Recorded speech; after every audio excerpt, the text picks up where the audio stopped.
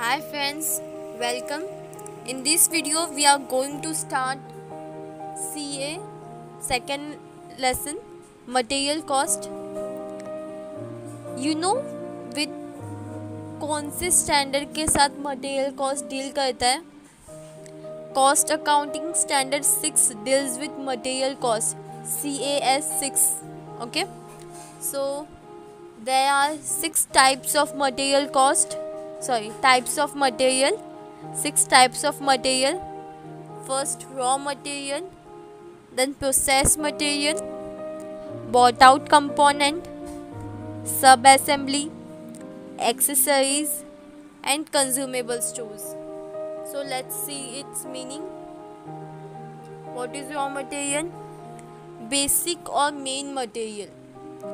Of course, basic or main material used for manufacturing or product, right?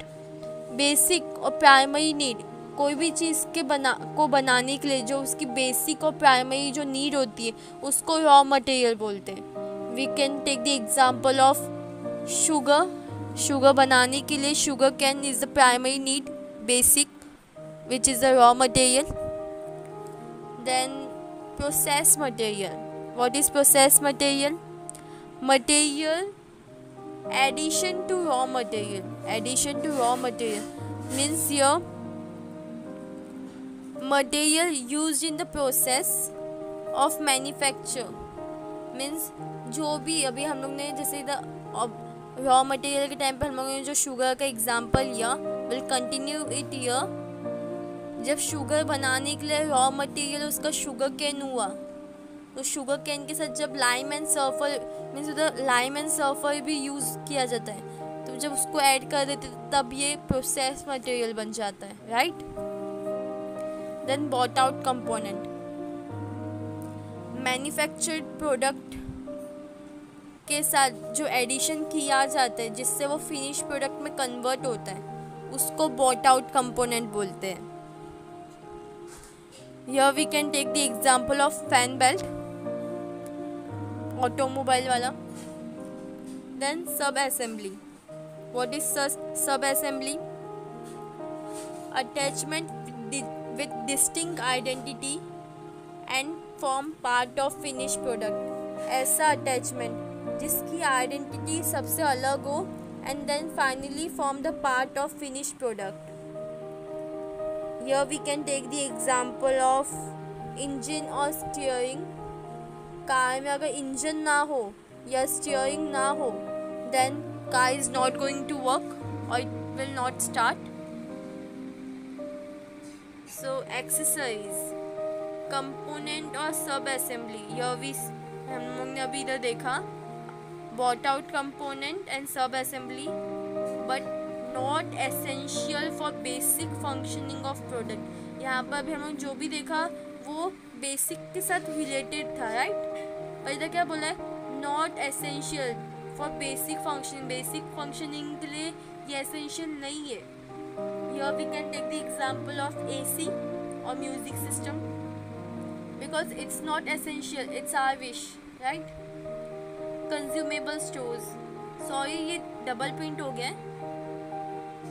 Consumable stores, item used in maintenance of plant के maintenance के time पे जो material use किए जाते हैं उसको कंज्यूमेबल स्टोर्स बोलते हैं. Here we can take the example of paint.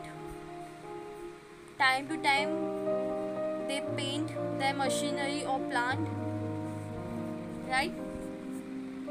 After this we have stock level.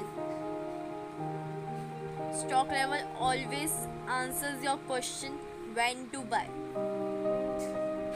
When to buy well means ये जो आपका क्वेश्चन है ये अभी ये 5 इसमें डिवाइड किया हुआ है. It will answer your question. So let's see. Maximum level. What is maximum level?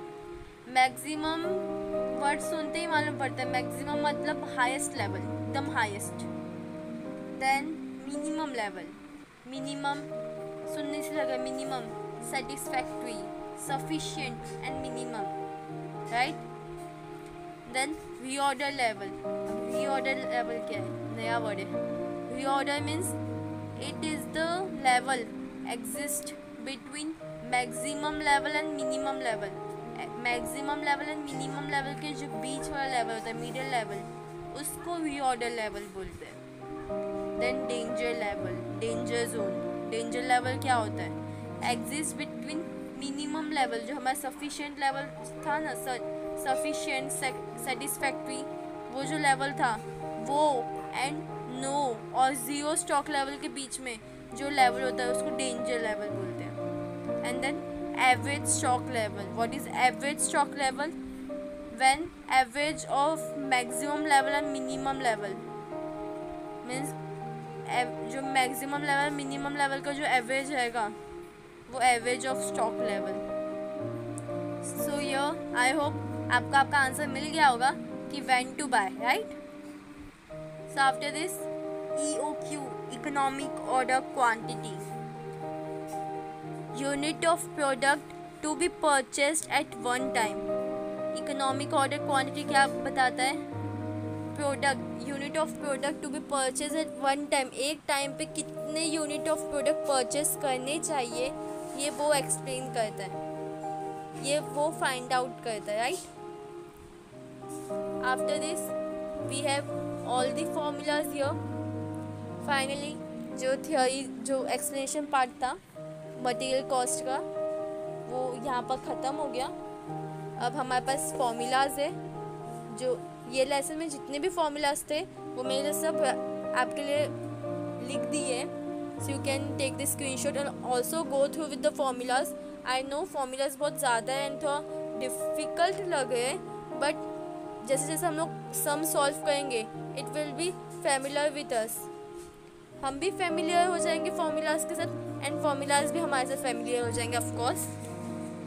So next video से हम लोग प्रैक्टिकल जो क्वेश्चंस रहेंगे उसको सॉल्व करेंगे मटेरियल कॉस्ट के.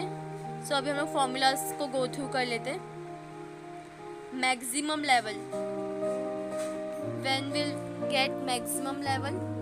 Reorder level plus reorder quantity minus minimum consumption into minimum reorder period.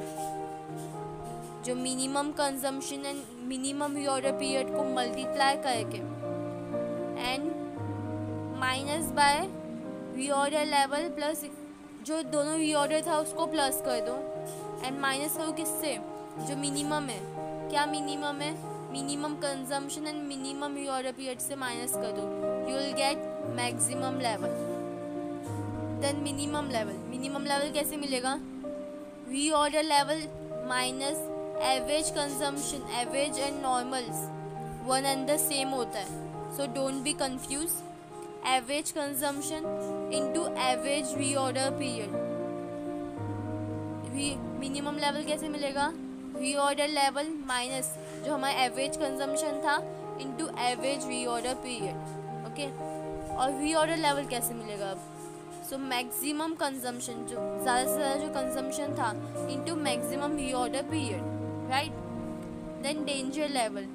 Danger level कैसे मिलेगा? एवरेज और normal consumption into emergency reorder period. Then average stock level. Average stock level कैसे मिलेगा? Maximum level plus minimum level divide by 2 will get average stock level. EOQ, economic order quantity का formula क्या है? √2 into A into O divide by C. And A represent annual consumption, O represent ordering cost, C represent carrying cost. Okay. Then number of order in year. एक साल में कितने order हम लोग ने लिए हैं?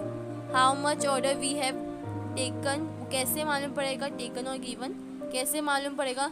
जो एनुअल कंजम्पशन है अब हम लोग दिया है, सो हमारा जो एनुअल कंजम्पशन हम लोग ने जितना किया है डिवाइड बाय EOQ. एक टाइम पे कितने ऑर्डर परचेस करने चाहिए, ऑर्डर करना चाहिए, एक टाइम पे कितने यूनिट ऑर्डर करने चाहिए, डिवाइड कर देंगे टोटल एनुअल कंजम्पशन के साथ. Then will get number of order in year. Then total ordering cost, जितने भी नंबर ऑफ ऑर्डर्स है, जितने भी नंबर ऑफ ऑर्डर्स है into ordering cost per order, एक ऑर्डर का ऑर्डरिंग कॉस्ट को मल्टीप्लाई कर देंगे तो will get total ordering cost. Then total carrying cost, total carrying cost कैसे मिलेगा, EOQ economic order quantity into half into C represent carrying cost. Then total cost, अब total cost कैसे मिलेगा, जो हमने total ordering cost and total carrying cost को जो find out किया है उसको जब हम लोग प्लस कर देंगे then will get overall cost, जो ओवरऑल कॉस्ट है, टोटल कॉस्ट है, वो हम लोग को मिल जाएगा। सो फ्रेंड्स, हमारे पास जो फॉर्मूलाज थे इतने ही है, आई मीन टेक्स्ट बुक में भी इतने ही है, हमारे पास नहीं, टेक्स्ट बुक में भी इतने ही है। ओके, इतने ही है मीन्स भी है, बहुत है। सो आई होप आप लोग को समझ में आया होगा ये वीडियो क्या है एक्चुअली में और ये सारे फॉर्मूलाज क्या है। सो आप एक बार अच्छे से गो थ्रू कर लेना, जो नहीं समझ में आएगा उसको थोड़ा बैक जाके उसको वापस स्टार्ट करके देख लेना वो पार्ट को, बिकॉज ये फॉर्मूला में या ये जो लेसन है, हर लेसन में बेस क्लियर होना बहुत ज़रूरी है। Then only you are going to solve the practical problems. Okay, so please like, share and subscribe, and thanks for watching.